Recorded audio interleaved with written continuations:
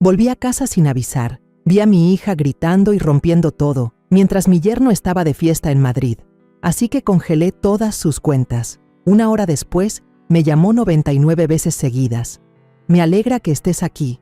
Quédate hasta el final y dime desde qué ciudad ves mi historia. Quiero saber hasta dónde ha llegado. Pisé el Aeropuerto Internacional de La Paz justo cuando amanecía. La luz débil del día se asomaba entre nubes finas, pero no le di mucha importancia. La vieja maleta militar, gastada en las esquinas, descansaba junto a mis pies. En mi muñeca, el reloj de bolsillo de mi padre, que llevé durante 35 años en el Cuerpo de Marines, seguía marcando el tiempo con regularidad. No era solo un recuerdo, sino una promesa que me hice a mí misma. Donde quiera que fuera, hiciera lo que hiciera, siempre volvería a casa. Hoy, después de tantos años, estaba cumpliendo mi palabra. Arrastré la maleta por la zona de recogida de equipaje y terminé el papeleo sin contratiempos. Afuera, la gente iba y venía sin parar, pero yo solo quería salir de allí cuanto antes. Tomé un taxi y con la voz algo ronca le dije al conductor: «Vaya directo al número 256 de la calle Las Palmas, por favor». El corazón me latía con fuerza. En solo media hora podría abrazar a Marina, mi hija, y por primera vez cargar a mi nieto. Ese bebé que solo había visto en unas cuantas fotos que ella me envió. Marina acababa de dar a luz, y yo había soñado con este momento desde que me enteré de la noticia. Sentía que el corazón se me aceleraba, como si no fuera una exteniente coronel de los marines mexicanos, sino solo una madre ansiosa por llegar a casa. En el taxi, la radio transmitía noticias sobre operaciones de la Marina. Palabras conocidas, operativo, seguridad, frontera, sonaban, pero no presté atención. Me había jubilado, oficialmente desde ayer, tras cumplir mi última misión: asesorar estratégicamente a la OTAN en una operación antiterrorista. 35 años en servicio me habían dejado recuerdos intensos: rescatar rehenes en Tijuana, evacuar civiles en el terremoto del 85, detener el contrabando de armas por la bahía. Cada misión me marcó con cicatrices, en la piel y en el alma. Pero ahora solo quería dejar todo atrás, ver la sonrisa de Marina y escuchar el llanto de mi nieto. Miré por la ventana. El océano azul se extendía a lo largo de la carretera. Las palmeras se mecían con el viento marino, como saludándome. Pero cuando el taxi dobló por la calle costera donde vivían Marina y Héctor, sentí un vacío en el pecho. La casa estaba a oscuras, cortinas cerradas, ni una luz encendida. Una inquietud empezó a invadirme. La casa de una pareja joven con un recién nacido debería rebosar de risas, llanto de bebé, o al menos la luz cálida de las ventanas. Aquí, en cambio, reinaba un silencio helado. Pagué el taxi y subí los escalones arrastrando la maleta. El rodar de las ruedas sobre la piedra sonaba seco. Toqué el timbre. El ding-dong retumbó, pero nadie respondió. Esperé un momento y luego golpeé la puerta, más fuerte. Silencio. Mi mente empezó a agitarse. ¿A dónde podría haber ido Marina? Acababa de dar a luz, seguro debía estar en casa. ¿O habría pasado algo? Miré alrededor, pensando en forzar la entrada, cuando vi a doña Inés, la vecina de Marina, regando las flores de su jardín. Ella siempre fue amable y ayudaba a mi hija con algunas cosas cuando yo no estaba. Le grité: «¡Doña Inés!». La señora Inés levantó la vista, los ojos muy abiertos de sorpresa. «¿Bianca? ¿Cuándo volviste? ¿No te has enterado de nada?». Su voz temblaba, como si intentara ocultar un secreto. Crucé rápido la valla baja, con el corazón latiéndome con fuerza. «¿De qué hablas? ¿Dónde está Marina? ¿Está bien?». Pregunté con urgencia, la voz quebrada. La señora Inés dejó la regadera en el suelo, se secó las manos en el delantal y me miró con preocupación. «Marina está en casa, pero hace unos días la vi muy mal. La vi llorando, sin salir, con la puerta cerrada. Y Héctor…». Se detuvo, como si no quisiera seguir. «¿Qué pasa con Héctor?», insistí, sintiendo como si una piedra enorme me aplastara el pecho. La señora Inés suspiró. «Mi hijo dijo que vio a Héctor subiendo fotos a internet, viajando por Madrid, presumiendo de todo, hoteles lujosos, fiestas, mientras que Marina…». No terminó la frase, pero yo ya lo entendía. Una mezcla de ira y dolor me subió por dentro. «¿Héctor? ese yerno en el que confié, en el que creí que cuidaría de mi hija de paseo por Madrid, mientras dejaba a Marina sola en el momento que más lo necesitaba? ¿Qué demonios le había pasado a mi hija? ¿Y mi nieto recién nacido, dónde estaba? No dije más. Me di la vuelta hacia la casa de Marina, arrastrando la maleta, con la mente hecha un caos. En ese momento, un crash sonó desde dentro, como si algo se hubiera roto en 1000 pedazos. Luego, golpes, cosas cayendo y el grito desgarrador de una mujer. Reconocí al instante la voz de Marina. El corazón se me detuvo. Probé el picaporte y, para mi sorpresa, la puerta no estaba cerrada con llave. Sin pensarlo, la empujé y entré, dejando la maleta en el umbral. «¡Marina!», grité, con la voz temblorosa por el miedo. Un mal presentimiento me oprimía el pecho. Me quedé en medio de la sala, sintiendo que me faltaba el aire al ver la escena. Todo en la casa de Marina, que alguna vez estuvo llena de risas y calidez, ahora parecía un campo de batalla. Las sillas y mesas volcadas, vasos y platos hechos añicos, brillando bajo la luz tenue. La ropa de Marina, de Héctor y hasta la diminuta de mi nieto, tirada por el suelo, como si alguien hubiera querido destrozar cada recuerdo. En el centro de la habitación estaba Marina, con el cabello enmarañado, los ojos rojos y hundidos, apretando un portarretratos roto. Lloraba y gritaba, la voz rota, como atrapada en una pesadilla sin salida. Él se llevó a mi hijo. Me robó a mi hijo, murmuraba, cada palabra como un cuchillo clavándose en mi corazón. Avancé, con las piernas pesadas, conteniendo el miedo que crecía dentro de mí. «Marina, soy yo, mamá», dije, con la voz trémula, tocándole el hombro. Pero Marina me empujó con fuerza, casi haciéndome caer. Sus ojos me miraban, pero era como si no me reconociera, llenos de pánico y dolor. «¡No me toques!», gritó, lanzando el portarretratos al suelo, que se rompió aún más. El sonido del vidrio quebrándose cortó el aire. Me quedé inmóvil, con el corazón encogido. Esa no era la Marina que yo conocía, la que sonreía radiante, me abrazaba fuerte cuando yo regresaba, la que me contaba sus sueños de ser madre. Ahora parecía un fantasma atrapado en su propia mente. Respiré hondo, intentando mantener la calma aunque por dentro gritaba. Me lancé hacia ella y la abracé con fuerza, aunque se retorcía desesperada. «Estoy aquí, mamá está aquí. Tranquila, ¿sí?», le susurré, con la voz quebrada, a punto de llorar. Marina me golpeaba el pecho, gritando, «¡Suéltame! Tengo que buscarlo. Me robó a mi hijo». Cada palabra era un martillazo. La apreté más, usando todas mis fuerzas para que no saliera corriendo. Sus manos estaban heladas, temblando, como si la vida se le escapara del cuerpo. Sentía su desesperación en cada sacudida, en cada grito. Marina no solo estaba luchando contra mí, sino contra el monstruo que se había apoderado de su mente. Después de unos minutos forcejeando, las fuerzas de Marina se fueron agotando poco a poco. La chica se dejó caer en el suelo, cubriéndose el rostro mientras sollozaba. Su llanto ya no era un grito, sino un sonido entrecortado y ahogado, como si todo su mundo se hubiera derrumbado.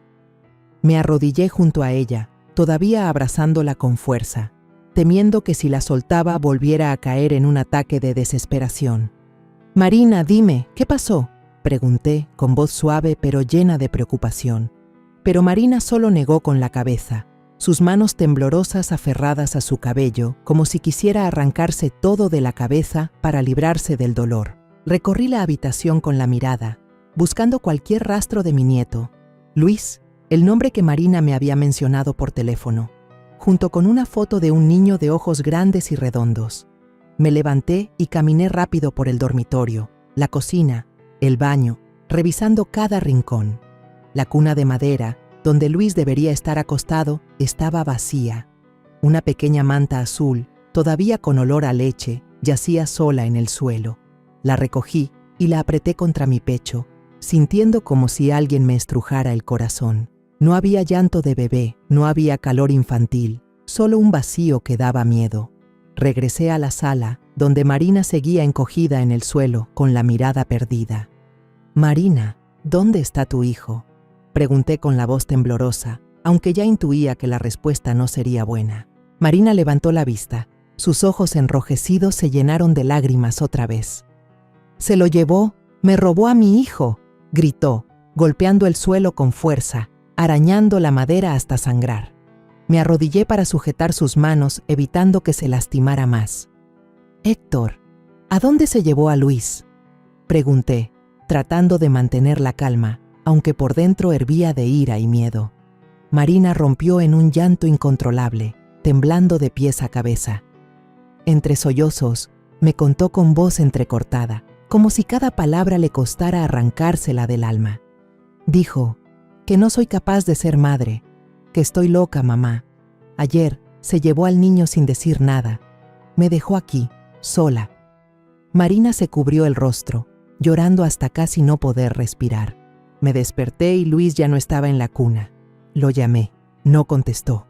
«No sé dónde está mi hijo». Sus palabras me desgarraban por dentro. Héctor, ese yerno en el que confié, en quien creí que sería un apoyo para mi hija, ¿podía ser tan cruel? ¿Abandonar a Marina en plena crisis y llevarse a mi nieto sin una explicación? Abracé a Marina, sintiendo cómo su cuerpo entero temblaba en mis brazos. «Voy a encontrar a Luis, te lo prometo», le dije, aunque ni siquiera sabía por dónde empezar. Pero sabía que si no hacía algo, Marina no iba a resistir. Mi hija estaba hundida en una depresión posparto, una enfermedad que yo, en todos estos años lejos de casa, no supe ver. Me culpé por haber pensado que enviar dinero era suficiente, que unas llamadas rápidas podían reemplazar mi presencia. Me equivoqué, y ahora mi hija estaba pagando el precio. Marina de repente se incorporó, corrió hacia la puerta y gritó: «¡Devuélveme a mi hijo!». Me sobresalté, corrí tras ella y la abracé con fuerza por detrás. «Marina, detente, no puedes salir en este estado». Casi le supliqué, con las lágrimas brotando. Ella forcejeaba, sus uñas arañaban mis brazos, pero no la solté. No podía permitir que saliera afuera en este estado de pánico. «Mamá, tengo que encontrar al niño. No puedo vivir si lo pierdo», sollozó Marina, con una voz débil, como si su alma entera se estuviera desvaneciendo. Cerré con llave la puerta, corrí las cortinas y traté de crear un espacio seguro para que Marina no pudiera salir en medio de su crisis. Ella se acurrucó en una silla, con los ojos enrojecidos mirando al vacío, como si el mundo entero hubiera desaparecido. Me arrodillé frente a ella, tomé sus manos, pero estaban frías, sin un ápice de fuerza. «Marina, quédate aquí conmigo, ¿sí?», le dije, con voz suave pero temblorosa. Ella no respondió, solo negó levemente con la cabeza, como atrapada en una pesadilla de la que no podía despertar. Quise abrazarla, decirle que todo estaría bien, pero las palabras se me atoraron en la garganta. ¿Cómo podía prometer algo si ni siquiera sabía dónde estaba mi nieto? Unos golpecitos suaves en la puerta interrumpieron mis pensamientos. Era doña Inés, pequeña, de pie en el porche, con los ojos llenos de preocupación. «Bianca, tengo que contarle algo», dijo, bajando la voz como temiendo que Marina la oyera. Le hice señas para que entrara, pero manteniendo la distancia para no alterar a Marina. Doña Inés comenzó, titubeante. «Ayer vi a Héctor subiendo al niño al coche. Parecía muy apurado, sin saludar a nadie. Llevaba una bolsa grande, seguro que con ropa y cosas de Luis. Le grité, pero solo se giró a mirarme, y luego se fue directo». Sus palabras fueron como un cuchillo en mi corazón. Héctor no solo había abandonado a Marina, también se había llevado a mi nieto, sin una sola explicación, sin un instante de duda. Cerré los puños, tratando de contener la ira que me hervía por dentro. Me giré hacia Marina, y justo en ese momento, ella pareció presentir algo. Se desplomó en el suelo, se agarró la cabeza y rompió a llorar. Un llanto que desgarraba el aire. «¡Luis! ¡Hijo mío!», gritó, con la voz rota, arañando el suelo de madera hasta sangrar. De pronto, se lanzó hacia mí intentando arrebatarme las llaves de la mesa. «Tengo que ir por el niño, déjame ir», gritaba, con los ojos encendidos, como si solo existiera un objetivo en su mundo. Yo la abracé con desesperación, las lágrimas cayendo. «Cálmate. Voy a traer al niño de vuelta, te lo prometo», le dije con voz quebrada, aunque sabía que esa promesa era frágil. Marina seguía forcejeando, sus uñas volviendo a arañar mis brazos, pero yo no la solté. No podía dejarla salir así, podría lastimarse o lastimar a alguien. «Marina, escúchame, quédate aquí, yo buscaré a Luis», le rogué, con lágrimas resbalando por mis mejillas. Ella me miró con los ojos nublados y de repente se desplomó en mis brazos, llorando desconsolada. «Mamá, no puedo vivir si pierdo al niño, él es lo único que tengo». Sus palabras fueron como una puñalada directa al corazón. La abracé con fuerza, sintiendo que el mundo entero se derrumbaba. Marina, la chica que alguna vez brilló como el sol, ahora no era más que una sombra atrapada en un dolor insoportable. Sabía que tenía que actuar rápido. Marina estaba en una situación peligrosa y no podía dejarla sola en casa ni un minuto más. Llamé a un taxi con la voz apurada. «Venga de inmediato al número 256, calle Las Palmas, lo más rápido que pueda». Mientras esperaba, ayudé a Marina a sentarse en una silla, le acaricié el cabello e intenté mantener el contacto con frases cortas. «Estoy aquí, Marina, no me voy a ir». Pero ella a veces sollozaba, otras se quedaba inmóvil y de repente gritó: «Luis, tengo que encontrarte». El grito me sobresaltó y vi la mirada asustada del taxista cuando se detuvo frente a la casa. Llevé a Marina hasta el asiento trasero, manteniendo su mano bien sujeta, como si al soltarla pudiera perderla para siempre. En el camino al hospital, Marina parecía atrapada entre dos mundos. A ratos lloraba desconsolada, se cubría el rostro y murmuraba: «Mamá, no puedo, no merezco ser madre». A ratos, permanecía en silencio, con la mirada vacía perdida por la ventana, como si su alma hubiera abandonado su cuerpo. De pronto, gritó: «Pare el coche, tengo que buscar a Luis». La abracé fuerte, manteniéndola en su asiento, aunque sentía que el corazón se me rompía. «Marina, soy yo, voy a encontrar al niño, confía en mí, ¿sí?», le dije con voz temblorosa, tratando de darle un poco de esperanza, aunque yo misma me ahogaba en el miedo. El taxista me miró por el retrovisor con ojos llenos de compasión, pero no dijo nada, solo aceleró. Al llegar al hospital, las enfermeras del área de psiquiatría recibieron a Marina de inmediato, y entonces la llevaron a una sala de evaluación, mientras yo me quedé afuera, mirando por la ventana. Marina estaba sentada en la cama, con las manos sujetándose la cabeza, como intentando ahuyentar a los demonios de su mente. Un médico alto y delgado salió a hablar conmigo. «¿Usted es la madre de ella?», me preguntó con voz serena. Asentí con un nudo en la garganta. Me explicó que Marina sufría depresión posparto, una condición que podía llevar a la madre a perder el control, incluso a comportamientos peligrosos. «Necesita tratamiento hospitalario, al menos por unos días. Le pondremos un sedante suave para estabilizar su estado de ánimo primero», dijo, entregándome un formulario de ingreso. Tomé el bolígrafo con las manos temblorosas y firmé. Cada trazo era como una puñalada, como si estuviera entregando a mi hija a otros para que la cuidaran. Sabía que era la única forma de salvar a Marina, pero la impotencia me asfixiaba. Cuando las enfermeras la llevaron a la sala de tratamiento, me quedé quieta en el pasillo, observándola por el cristal. Marina estaba recostada en la cama, con los ojos cerrados, pero aún con el gesto marcado por el dolor. Quería correr, abrazarla y prometerle que arreglaría todo, pero solo pude quedarme ahí, inmóvil. Al salir del hospital, fue cuando dejé caer las lágrimas. El viento del mar soplaba helado, pero no podía enfriar el dolor que llevaba dentro. Sentía compasión por Marina y al mismo tiempo me culpaba. Me había ido demasiado tiempo, ocupada con mis misiones militares, creyendo que enviar dinero bastaba para que viviera bien.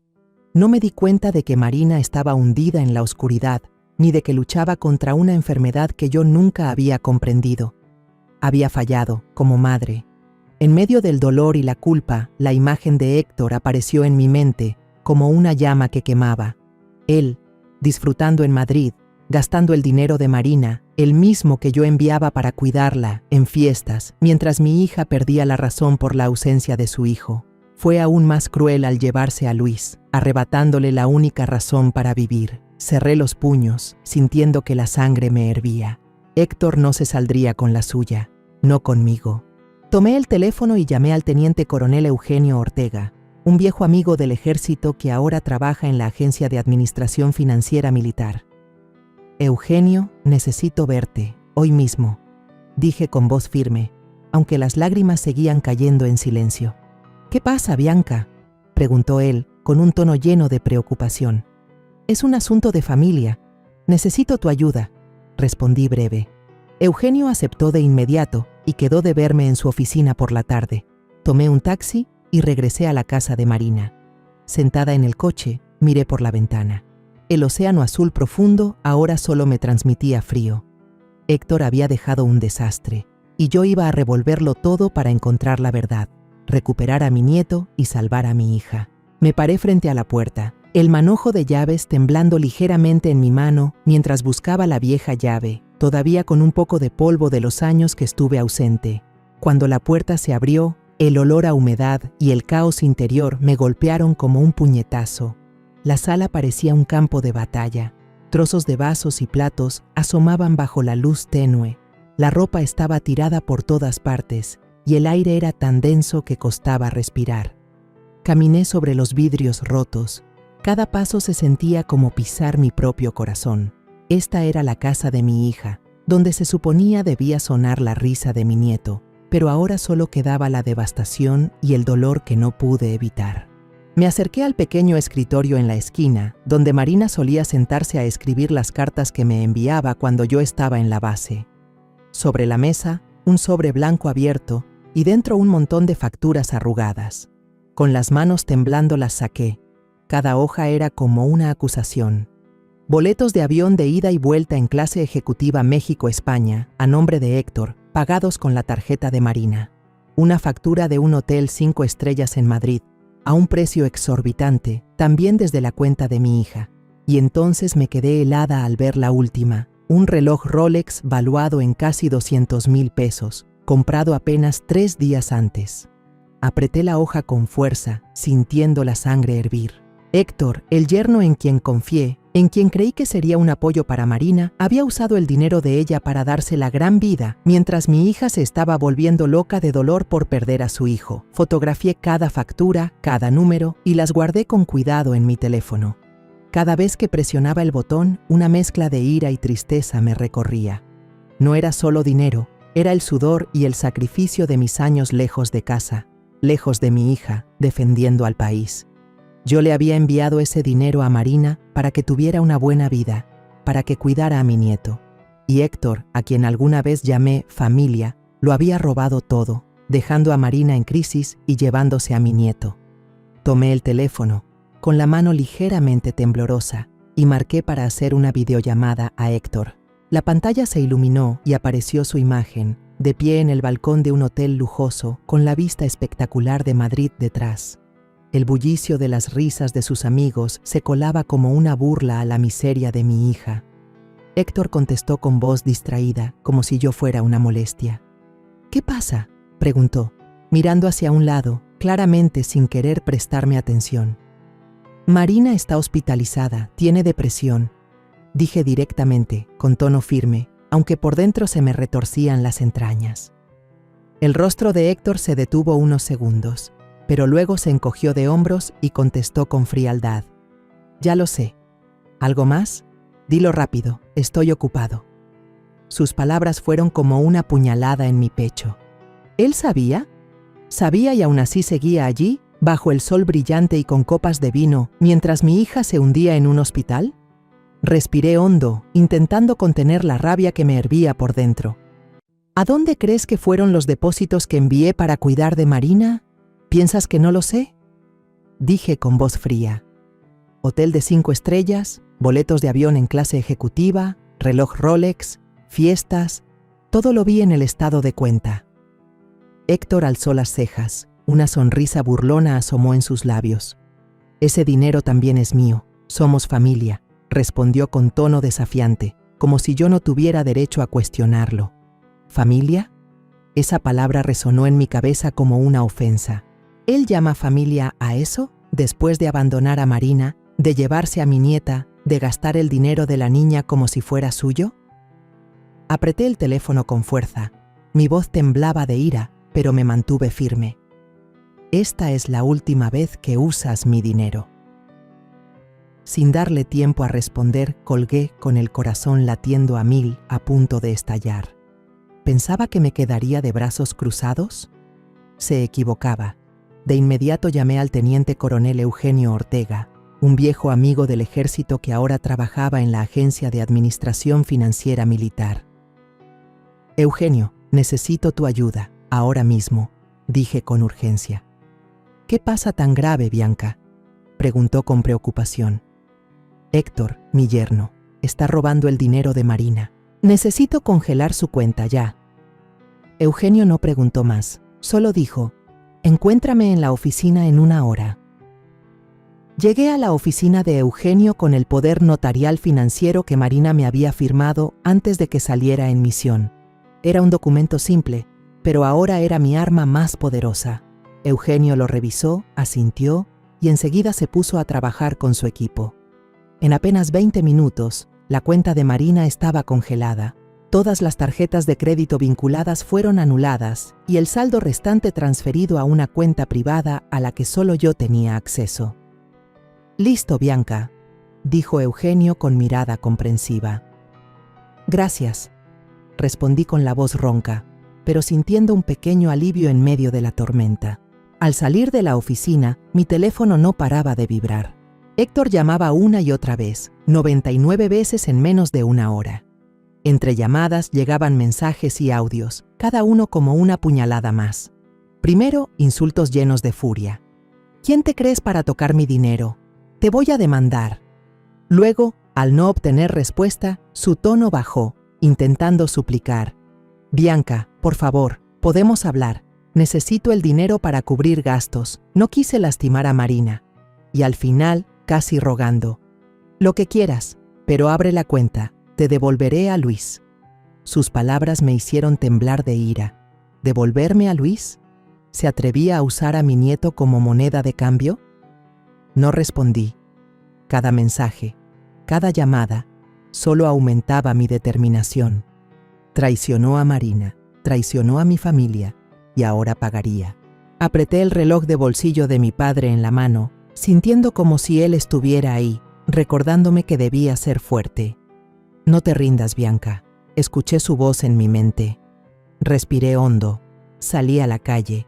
El sol ardiente de La Paz no podía disipar el frío que llevaba por dentro.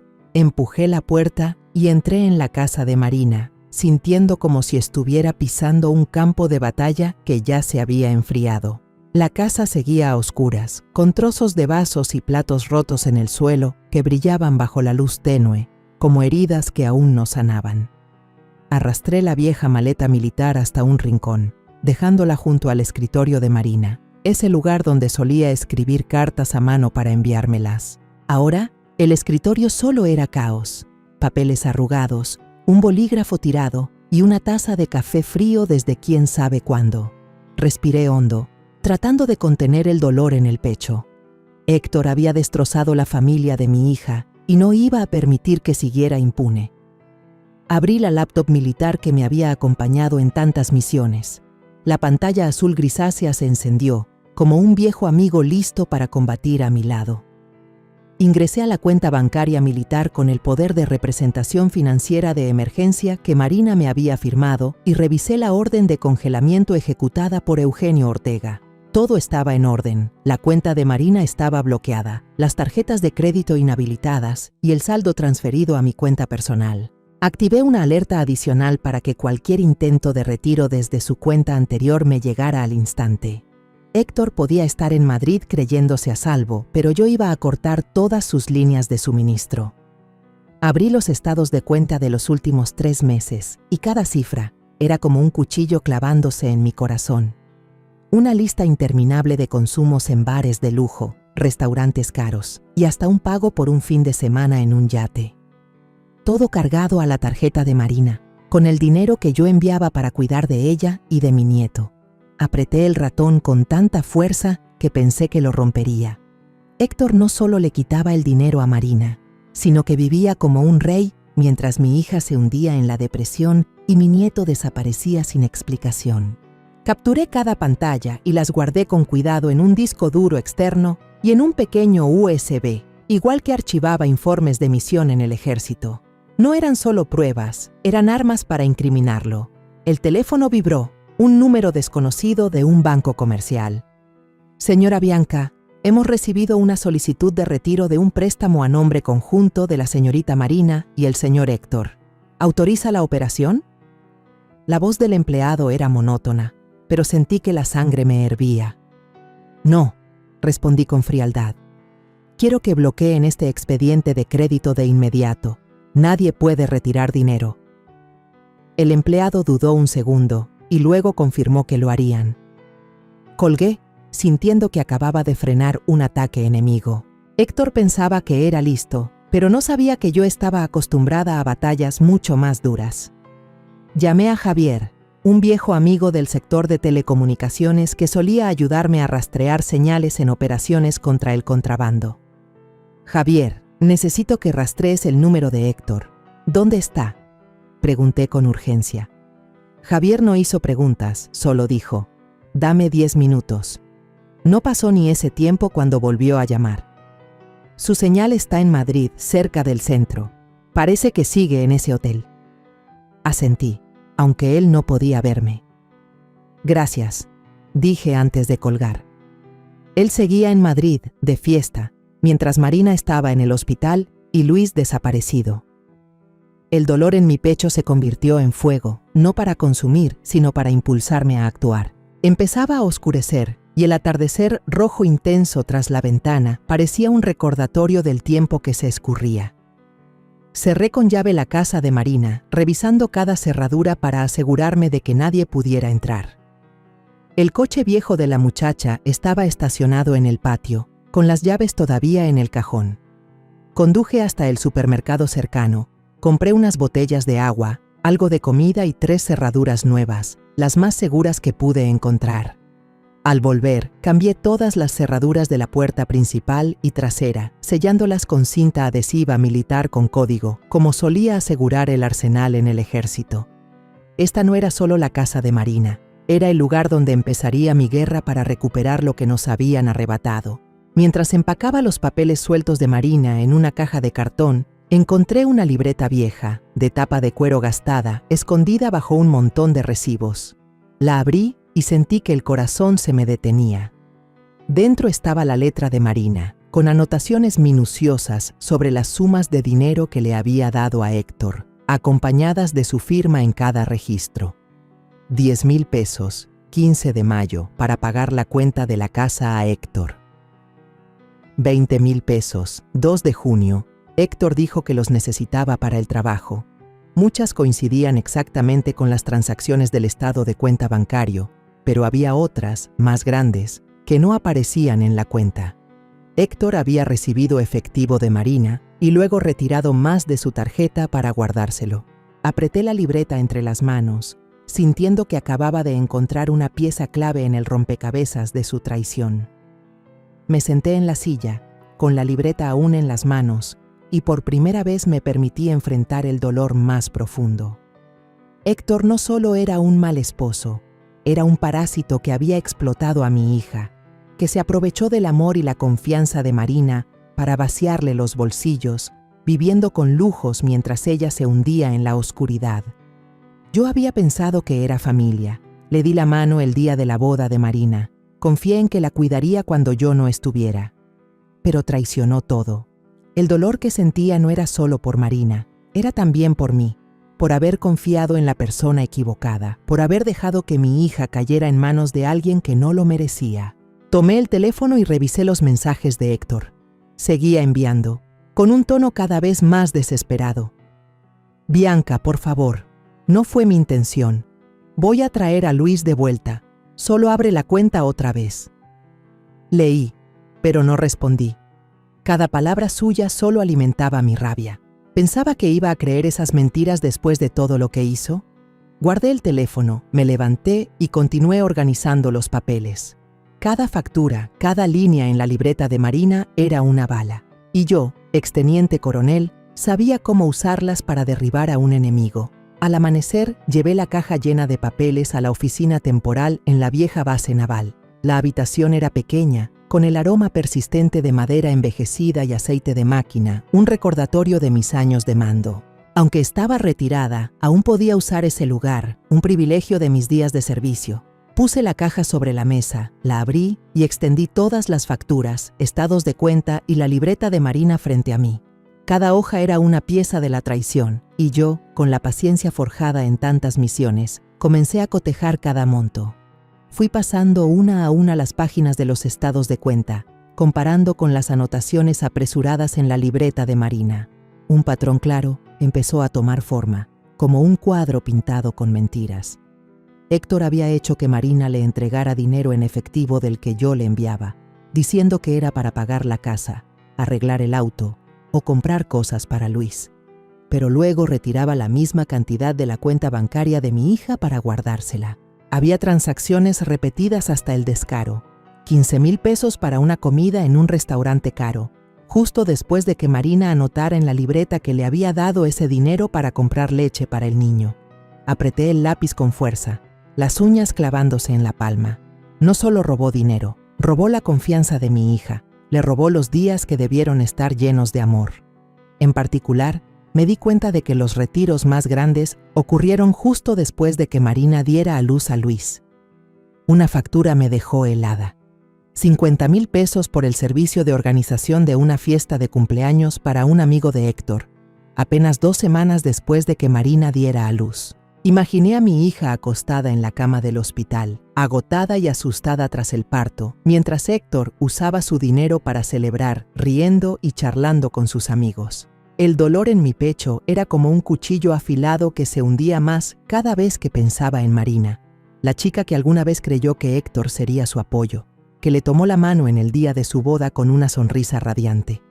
Yo la había dejado caer en manos de alguien así, y la culpa me asfixiaba. Encendí el escáner militar, un equipo viejo, pero aún funcional, y pasé hoja por hoja todos los documentos. Guardé 3 copias, una en el sistema interno de la base, otra en un disco duro externo y otra en un servicio de almacenamiento en la nube cifrado que solía usar para proteger documentos estratégicos.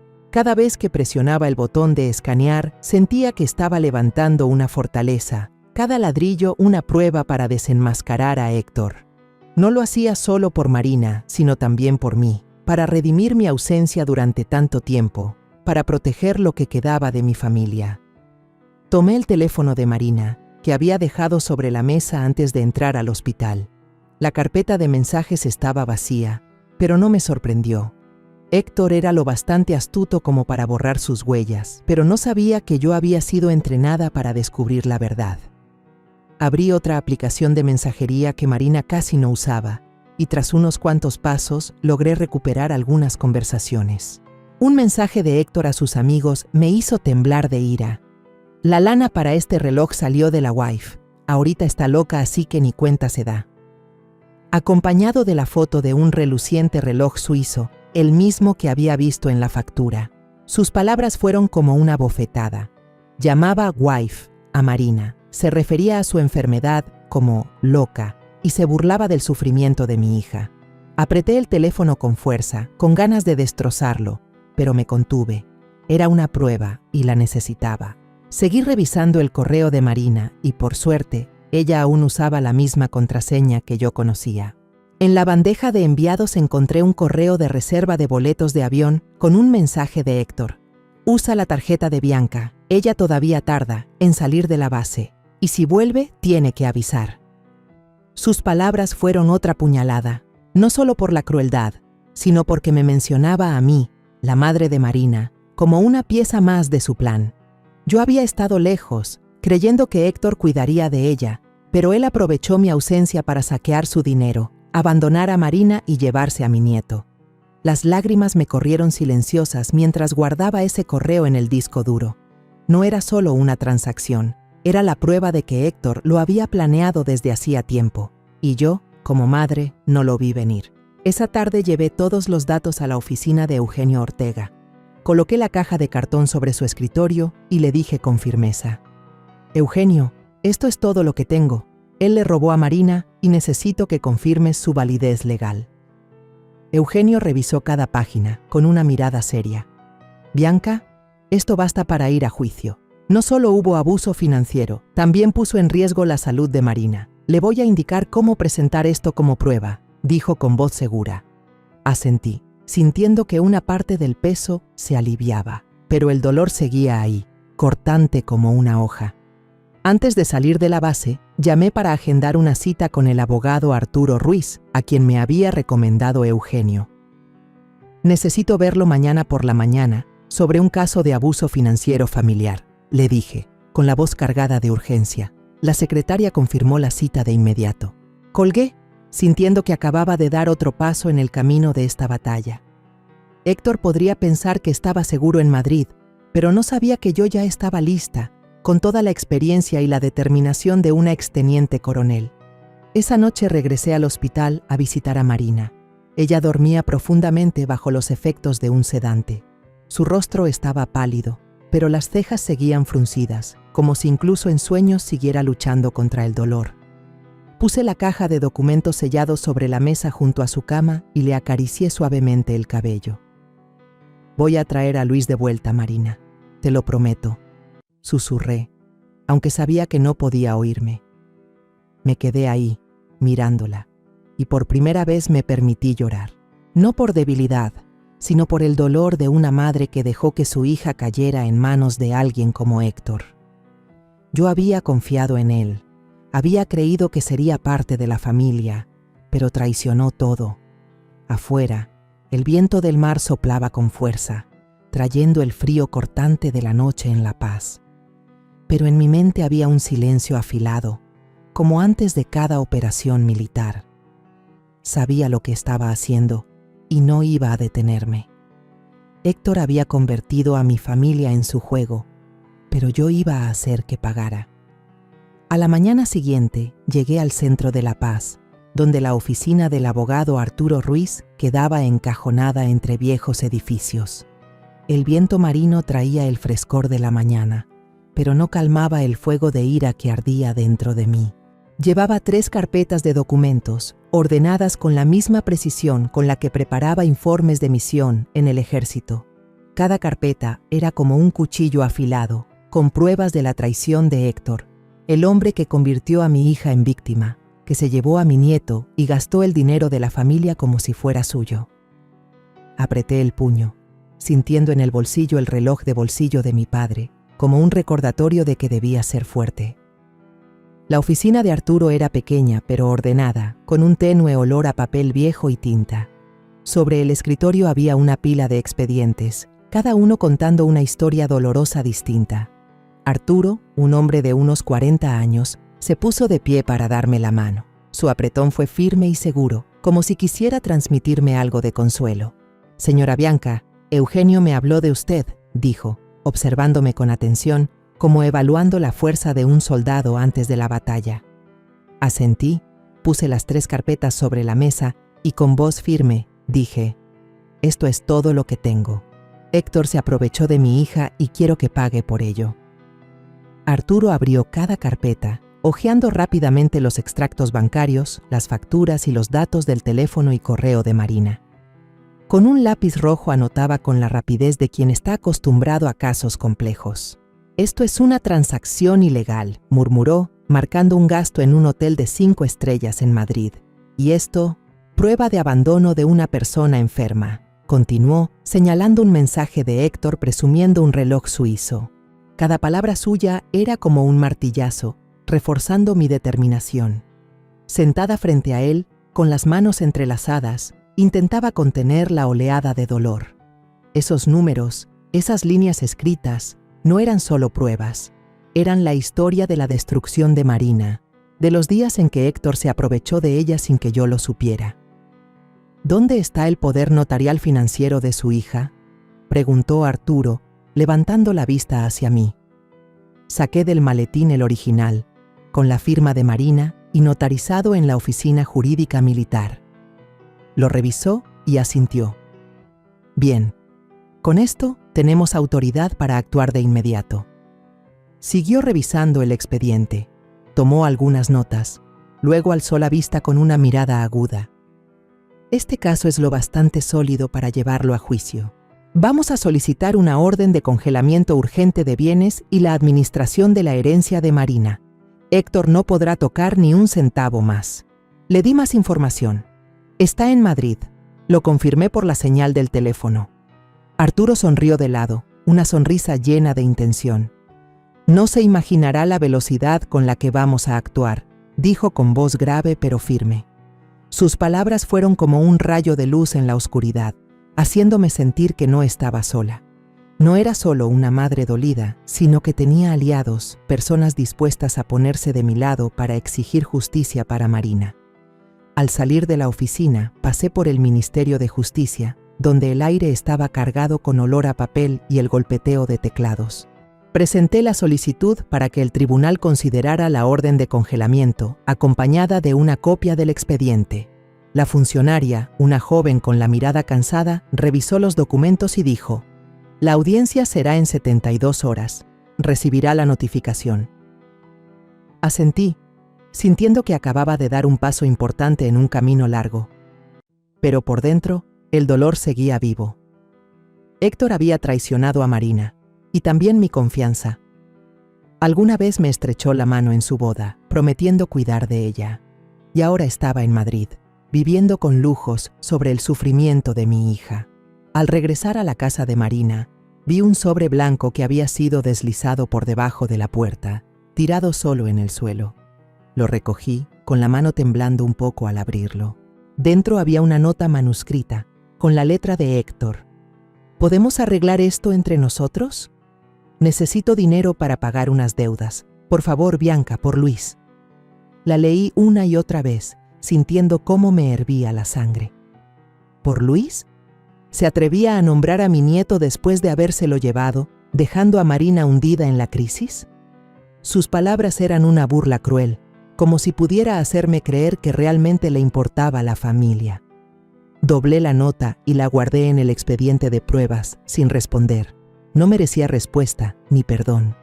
La mañana de la audiencia me paré frente al espejo y me puse el uniforme de gala que no usaba desde que me retiré.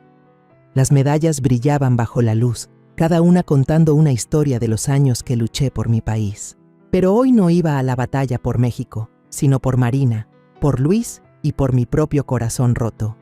Apreté el reloj de bolsillo de mi padre, sintiendo que él estaba conmigo, recordándome ser fuerte.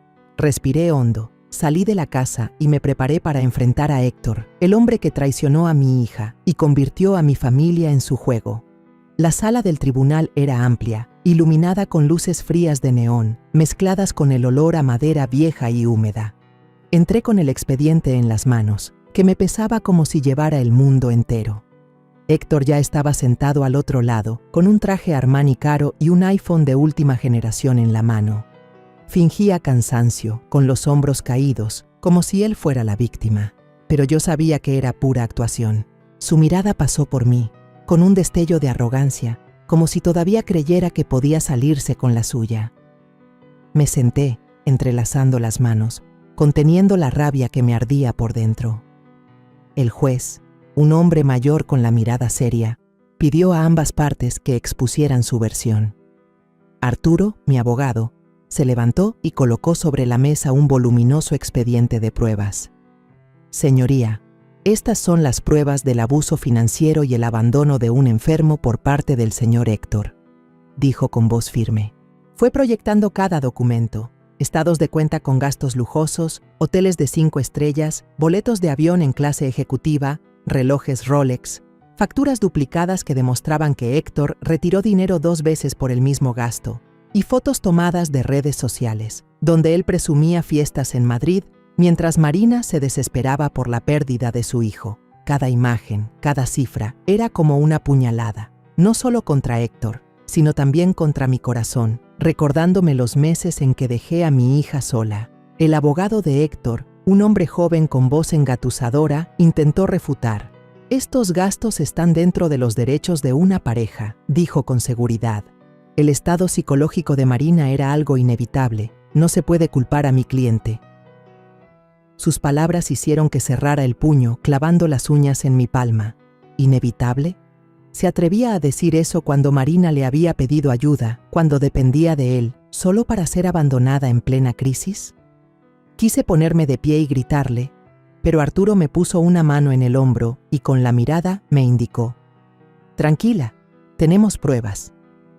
Arturo pidió que la doctora que atendía a Marina testificara. Una mujer de mediana edad, con el cabello recogido en un moño, subió al estrado. «Soy la psicóloga de Marina», dijo con voz serena. «Ella sufrió depresión posparto, una condición que se puede manejar si recibe el cuidado adecuado. Pero fue abandonada, sin apoyo familiar, lo que derivó en una crisis grave». Miró a Héctor con evidente indignación. Si hubiera recibido cuidados, su estado no habría llegado a este punto.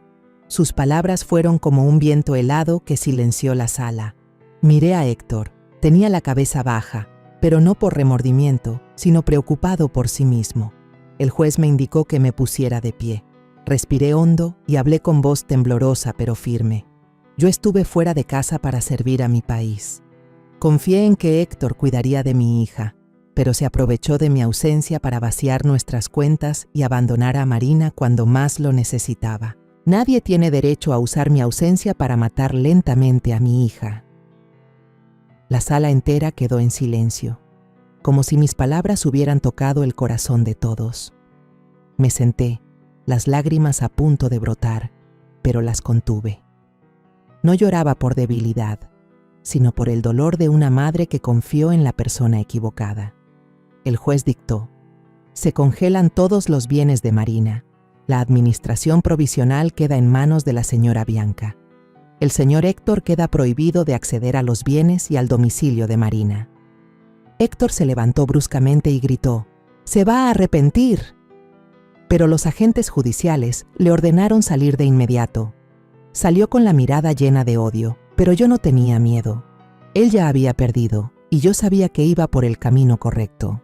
Guardé los documentos en mi maletín y salí bajo el sol cegador del mediodía en La Paz. La brisa marina me envolvió con una sensación de alivio, como si me hubiera quitado de encima una parte del peso que cargaba. Pero el dolor seguía ahí, profundo en mi pecho. Héctor no solo traicionó a Marina, también traicionó mi fe en que la familia es el lugar más seguro. Me equivoqué, y Marina pagó el precio de ese error. Meses después, Marina empezó a estar más lúcida tras el tiempo de tratamiento. La niña comenzó a hablar, y su mirada ya no estaba tan perdida como antes. Un día recibí la notificación de una audiencia de divorcio unilateral, donde Marina era la demandante. La llevé al tribunal, me senté junto a ella y le tomé la mano con fuerza. Marina estaba en la banca de los testigos, con el rostro pálido pero con una mirada llena de determinación. Arturo presentó las pruebas, desde facturas hasta mensajes de Héctor, demostrando que él había aprovechado la enfermedad de Marina para quedarse con la custodia del niño. El tribunal aceptó la demanda de divorcio y otorgó la custodia de Luis a Marina. Cuando se leyó la sentencia, Marina me apretó la mano y las lágrimas comenzaron a caer en silencio. La puerta de la sala se abrió y entró una mujer cargando en brazos a un niño. Luis, mi nieto. Marina se levantó de golpe, extendió los brazos hacia él y lo abrazó con fuerza. Las lágrimas le corrían por las mejillas, una mezcla de alegría y dolor, como si intentara abrazar también los meses que había perdido. Yo estaba a su lado, mirando a Marina y a Luis, y sentí que una parte de mi corazón se sanaba. Marina me miró y me preguntó suavemente: «Mamá, ¿quieres cargarlo un ratito?». Asentí y mis manos temblaban al sostener a mi nieto por primera vez.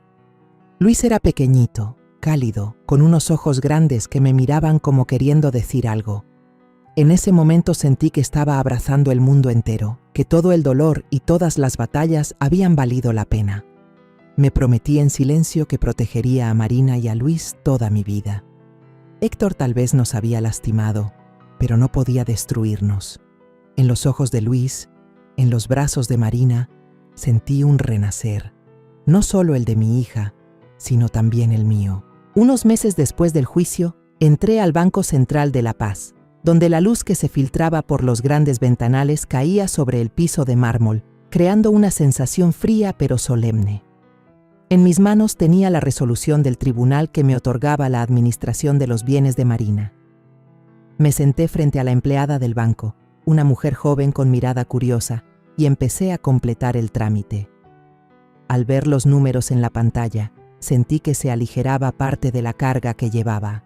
Héctor ya no tendría la oportunidad de tocar el dinero que yo le había dado a mi hija, aunque el dolor que causó seguía ahí, como una cicatriz que nunca sana. Transferí una parte del dinero a una cuenta personal para mantenerlo seguro, otra parte se la entregué a Marina para que comenzara de nuevo, y el resto decidí usarlo para algo más significativo. Durante las largas noches sentada junto a la cama de hospital de Marina, pensé mucho. No solo quería proteger a mi hija y a mi nieto, sino también ayudar a otras mujeres como Marina, que habían sido abandonadas en la oscuridad de la depresión y el dolor. Así fue como creé el Fondo Nueva Luz, con el nombre de Marina y Luis, no Diego, como decía el borrador, Luis, el nombre de mi nieto, como un recordatorio del camino que habíamos recorrido. El fondo fue registrado como organización sin fines de lucro en el Ministerio de Desarrollo Social de México, con el objetivo de apoyar a mujeres con depresión posparto y madres solteras abandonadas. Crear el fondo no fue fácil. Tuve que ir de un lado a otro entre las oficinas, firmar montones de papeles y explicar el propósito del fondo a empleados administrativos que me miraban con desconfianza. Pero cada vez que me sentía agotada, pensaba en Marina, en aquellos días en que ella se acurrucaba en el suelo, llorando desconsolada por la pérdida de su hijo. Pensaba en Luis, el nieto pequeño al que juré proteger. Esas imágenes eran como un fuego que me impulsaba a seguir. Cuando por fin se aprobó la última licencia, me senté en la pequeña oficina del fondo, miré el sello rojo en el papel y por primera vez en muchos meses sonreí. No era una sonrisa de alegría, sino de alivio, la de una madre que vuelve a encontrar sentido en la vida. Decidí organizar un pequeño evento en la cafetería comunitaria de La Paz, con paredes pintadas de un cálido amarillo y el aroma de café recién hecho. Quería que fuera una reunión sencilla, un lugar donde mujeres como Marina pudieran compartir su historia sin ser juzgadas. Invité a algunos psicólogos, varios voluntarios y a personas que me habían contactado tras el artículo sobre el fondo en el periódico local. Marina, aunque todavía débil, aceptó participar. «Mamá, quiero hablar, quiero ayudar a otras personas», me dijo, con un brillo leve en los ojos, la primera chispa de esperanza que veía en su mirada desde que volvió. Aquella tarde, la cafetería estaba más llena de lo que imaginaba. Mujeres, desde chicas jóvenes hasta madres mayores, se apretaban en sillas de madera, escuchando a Marina. Ella estaba de pie frente al público, la voz temblorosa, aferrando un vaso de agua como si le diera fuerza. «Lo perdí todo», comenzó, mirando al suelo. «Tuve a mi hijo, pero no pude ser madre. Sufrí depresión, me abandonaron y mi esposo se llevó a mi hijo». Hizo una pausa, con lágrimas deslizándose por sus mejillas. Pensé que nunca lo superaría, pero mi madre estuvo ahí, luchó por mí, por mi hijo. Marina me miró y sentí que el corazón se me detenía. Sonrió, una sonrisa débil pero sincera. «Hoy tengo de vuelta a Luis, y quiero decirles a todas que por grande que sea la oscuridad, siempre hay luz al final». La sala quedó en silencio, y luego se escucharon aplausos, no ruidosos, sino suaves, como una muestra de apoyo compartido. Sostenía a Luis en mis brazos, el niño se movía, con sus grandes ojos observando a todos como si quisiera unirse. Luis era un símbolo de sanación, de nuevos comienzos, no solo para Marina, sino para todas las mujeres allí presentes. Una mujer joven, con el cabello recogido en una coleta alta, se acercó a mí después de la charla. «Señora Bianca, yo también tuve depresión posparto», me dijo con la voz entrecortada. No sabía qué hacer, pero al escuchar a la señora Marina, siento que no estoy sola. Le tomé la mano y le dije: «No estás sola, nuestro fondo te ayudará, te lo prometo». Esa promesa no era solo para ella, sino para todas las que estaban luchando contra la oscuridad. Los medios locales empezaron a fijarse en el fondo.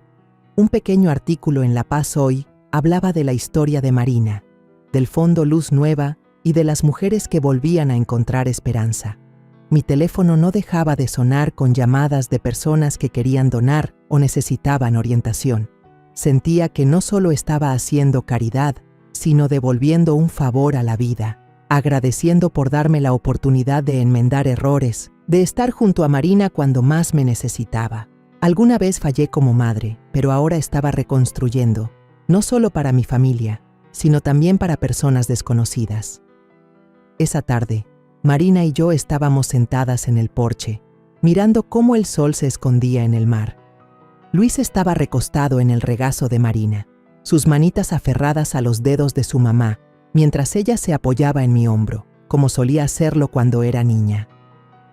El atardecer, de un rojo intenso, parecía prometer que el día siguiente sería más luminoso. «Mamá, gracias», dijo Marina, con una voz suave pero sincera. «Si no fuera por ti, no sé qué habría sido de mí». Le acaricié el cabello, sintiendo cómo las lágrimas me caían en silencio. «La que debe darte las gracias soy yo», respondí. «Tú me diste la oportunidad de ser una mejor madre». En ese momento sentí que mi alma renacía. Ya no era la madre que dejó a su hija caer en el dolor, ni la soldado que solo sabía pelear con enemigos externos. Era Bianca, una madre que había encontrado de nuevo el sentido de su vida protegiendo a su hija, a su nieto y a otras mujeres. Luis se movió y soltó una pequeña risa, y pensé para mí, por fin hemos vuelto a casa. No solo a la casa junto al mar, sino al hogar del amor, de la sanación y de los nuevos comienzos. Más de un año después de aquellos días llenos de lágrimas y dolor, estaba de pie en la pequeña cocina junto al mar, con la luz de la mañana entrando por la ventana y bañando los viejos cuencos de cerámica que usaba para cocinarle a Marina cuando era niña. El aroma del café se mezclaba con el suave sonido de las olas, creando una paz extraña y hermosa. Cortaba rebanadas de pan, colocándolas con cuidado en un plato, con el corazón ligero, como si nunca hubieran pasado las tormentas por mi vida. Desde la sala se escuchó la vocecita de Luis, mi nieto. «¡Abuela! ¡Abuela!». El niño, ya de 2 años, estaba sentado en su sillita alta, moviendo sus manitas para alcanzar un plátano de la mesa. Marina estaba a su lado, preparando leche para él, con una sonrisa dulce en los labios. Al ver esa escena, sentí que mi corazón se reparaba, que cada pedazo roto se unía gracias al amor. Puse el plato de pan sobre la mesa y me senté con Marina y Luis. Ella me miró, y en sus ojos ya no había la niebla de los días de crisis. «Mamá, no creo que hubiera podido superarlo sin ti», dijo, otra vez con voz suave y sincera. Dejé de masticar, mirándola a los ojos, y vi en ellos a una Marina más fuerte, pero también frágil, como un tallo que vuelve a levantarse después de la tormenta. «Tú eres la razón por la que luché», respondí con voz quebrada. El límite de una madre es cuando su hija sufre, y nunca se quedará de brazos cruzados. Marina me tomó la mano, apretándola suavemente, y en ese instante sentí que nos habíamos reencontrado, no solo como madre e hija, sino como 2 mujeres que juntas habían atravesado la oscuridad. Desayunamos entre las risas de Luis, que se untaba leche en la cara, haciendo que nos riéramos las 2. Esta paz era sencilla, pero para mí valía más que cualquier victoria en el ejército. Aquellos días tensos, las noches en vela junto a la cama de hospital de Marina, las carreras contra el tiempo para traer de vuelta a Luis, ahora parecían un sueño lejano. Miré a Marina y vi cómo poco a poco recuperaba su luz, y supe que yo también estaba renaciendo. Ya no era la madre que había fallado, que dejó a su hija en manos de alguien que no la merecía. Yo era Bianca, una madre que se levantó, que luchó, y que ahora vivía por las personas que más amaba. Después del desayuno, Marina contó su plan de buscar un nuevo trabajo. «Quiero empezar de cero, mamá», dijo, con los ojos brillando. «Me puse en contacto con un centro comunitario. Necesitan a alguien que dirija clases para niños». Asentí, animándola a seguir con la terapia psicológica regular para cuidar su salud mental. «Eres más fuerte de lo que crees, Marina», le dije, poniendo mi mano en su hombro. pero no intentes hacerlo sola, yo siempre estoy aquí. Marina sonrió y en esa sonrisa vi un destello de esperanza, como los primeros rayos del día entrando por la ventana. Seguí dirigiendo el Fondo Nueva Luz, ampliando nuestras actividades a las zonas montañosas de Oaxaca y Chiapas. Decenas de mujeres habían recibido tratamiento temprano para la depresión gracias a las donaciones y el apoyo de la comunidad. Una vez al mes, Marina y yo, junto con el grupo de voluntarios, partíamos con medicinas, manuales y palabras de aliento hacia las aldeas más alejadas. Ahora, Marina era quien se ponía al frente de esas mujeres, compartiendo su historia. Yo pensé que no lo iba a lograr, les decía, con la voz temblorosa pero llena de fuerza. Pero si yo pude, ustedes también pueden. Al verla repartir ayuda y conversar con mujeres que pasaban por lo mismo que ella, la vi como una luz encendida, iluminando la esperanza de otras. Me sentía orgullosa, pero más que nada, sabía que también estaba sanando por dentro. De vez en cuando, el abogado Arturo llamaba para decirme que Héctor seguía intentando contrademandar, reclamando derechos sobre los bienes. Presentó una solicitud para dividir los bienes comunes, pero el tribunal la rechazó de inmediato, dijo Arturo, con un tono algo irónico. No tiene ninguna oportunidad. No respondía a ninguno de los mensajes de Héctor, ni leía las cartas que enviaba a la casa. Para mí, ya no existía. Fue parte de la familia, alguien en quien confié para cuidar de Marina, pero ahora solo era una sombra difusa, sin importancia. Esa tarde, me quedé en la sala con un marco de fotos nuevo en las manos. Era una foto tomada unos días antes, cuando Marina y yo llevamos a Luis a la playa. En la imagen, Marina lo sostenía en brazos y él reía a carcajadas, con los ojos brillantes como el sol. Colgué la foto en la pared, justo al lado de otra en la que aparecíamos Marina y yo el día que empezó el primer grado, con sus coletas rojas y su sonrisa radiante. Miré ambas fotos y sentí como si el tiempo hubiera dado la vuelta, pero esta vez éramos más fuertes, más unidas. ¡Abuela!, gritó Luis, corriendo a abrazarse a mis piernas. Lo alcé, le besé la mejilla y sentí ese calorcito como un regalo de la vida. Salí al porche y miré el sol ponerse sobre el mar, el cielo pintado de rojo intenso como una promesa de días mejores. Marina estaba sentada a mi lado, con Luis dormido en su regazo. «Mamá, siento que estoy volviendo a vivir», dijo, con voz suave pero firme. Le acaricié el cabello y sonreí. «Yo también, hija». Por primera vez en muchos años, sentí que realmente estaba en casa, no solo en la casa frente al mar hecha de ladrillos y tejas, sino en un hogar de amor, sanación y nuevos comienzos. En los ojos de Luis, en los brazos de Marina, encontré mi propia renovación, la de una madre que atravesó la oscuridad para recuperar la luz y que jamás dejaría que se apagara. La historia que contamos es ficticia, pero está basada en algunos hechos reales. Los nombres y lugares han sido cambiados para proteger la identidad de quienes estuvieron involucrados. No contamos esto para juzgar, sino con la esperanza de que alguien escuche y se detenga a pensar. ¿Cuántas madres están sufriendo en silencio dentro de su propia casa? Siento verdadera curiosidad. Si fueras tú, en mi lugar, ¿qué harías? ¿Elegirías callar para mantener la paz o te atreverías a enfrentarlo todo para recuperar tu voz? Quiero saber lo que piensas, porque cada historia es una vela que puede iluminar el camino de alguien más. Dios siempre bendice, y yo creo firmemente que el valor nos lleva a días mejores. Mientras tanto, en la pantalla final te dejo 2 de las historias más queridas del canal. Te aseguro que te sorprenderán. Gracias por haberte quedado hasta aquí.